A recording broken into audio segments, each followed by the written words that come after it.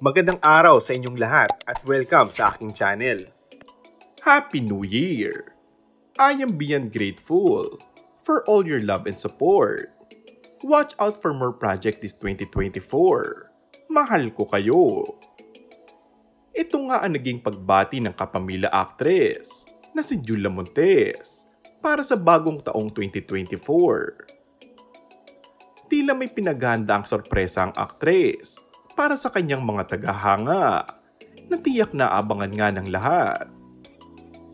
Matapos ang pelikula, kasama ang kapuso aktor na si Alden Richard noong nakaraang taon, ay ibinahagi nga ng aktres na si Julia Montes na mas makikita pa siya ng kanyang mga tagahanga ngayong 2024. Ayon kay Julia, ang paggawa niya muli ng film na 5 Breakups ang tila nagbigay inspirasyon sa kanya para magtrabaho muli.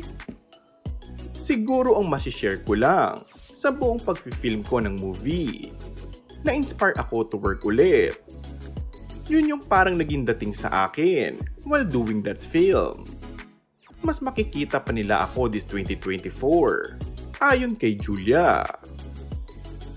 At dahil inspired na magtrabaho muli, ibinahagi rin ni Julia ang pangarap na makasama sa isang proyekto ang longtime boyfriend niya na si Coco Martin.